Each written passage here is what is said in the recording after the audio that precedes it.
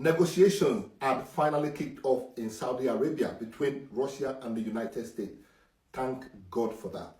Some details have been released, have been published based on the talk. So far, so good. And I will discuss those details with you. A press conference is going to follow after today's talk between Russia and the United States. Look out for that update from me, okay?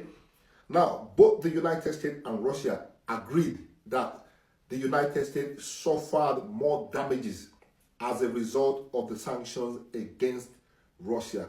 That's point number one.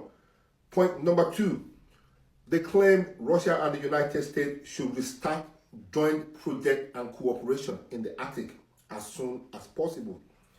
Three, Western IT companies and media lost about 123 billion US dollars as a result of sanctions against Russia. Four, the Joe Biden administration misled the world community about the state of Russian economy. They lied to you and me about the state of Russia's economy. Apparently, Russia's economy grew even more than anybody could imagine throughout this military operation in Ukraine.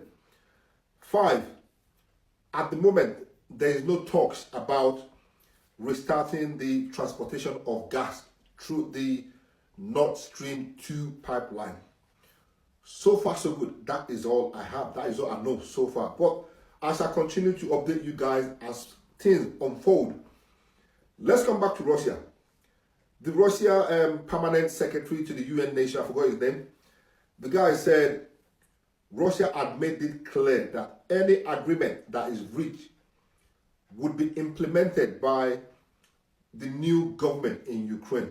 And there should be an election as soon as possible because Russia at the moment does not recognize the current regime in Kyiv in Ukraine. So an election needs to start taking place as soon as possible. Russia also said something that was really interesting. They said the EU, the European countries and Great Britain are absolutely incapable of reaching an agreement. They cannot be and they will not be part of any future negotiations. This is something the EU don't want to hear. This is something that has scared the EU so badly. But again, Russia had reinstated that the UK and the EU would not be part of any future negotiations because they cannot be trusted. Ukraine cannot be part of any bloc or any alliance, i.e.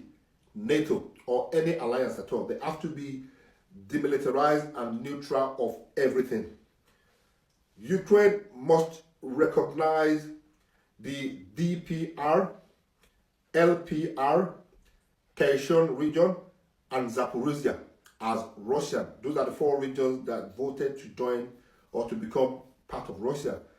They said Ukraine must recognize those regions as Russian because they voted in a referendum to be part of Russia. Ukraine must start the process of an election to elect a new government that would implement any agreement that will be reached by the United States and Russia. They should start that process as soon as possible because the earlier the better. Russia is going to continue their offensive in Ukraine, even when they've drafted an agreement. Russia is not going to stop. Russia is going to keep moving. So it is better for Ukraine to start the process of an election now. The earlier, the better. But one thing that I now understand, that I can now confidently say, is that the European Union does not want this war to end. Germany had announced a new military package for Ukraine today. They want this war to continue. They want the Ukrainians to continue to die. They want the Ukraine economy to continue to be destroyed. Germany announced a new aid package for Ukraine today. Tanks, military vehicles, artillery, and shells, and all that kind of stuff for Ukraine to continue fighting. On the back of that, Russia launched a massive drone strike on Ukraine overnight, just in the early hours of this morning, the 18th of February 2025. And ahead, a lot of damages was done. Watch out for that update. That is going to be my next update, okay? Let me know what you guys think about this so far so good information that we have received from the ongoing negotiations that United States suffered more damages as a result of the sanctions against Russia. And also, Joe Biden administration lied to the world economics that Russia economy was dying. Russia economy was standing on one leg. But meanwhile, Russia is booming. Russia was growing even more than anybody can imagine. This was according to what Russia and the United States agreed today in the first round of the talks in Saudi Arabia. I heard Zelensky had completed his dodgy deal in the UAE. He has now left and is currently in Turkey holding talks with Erdogan in regard to ending the war between Russia and Ukraine. Look out for that update as well. I'll update you guys later. But let me know what you guys think about this brief one today. I'll catch you guys later.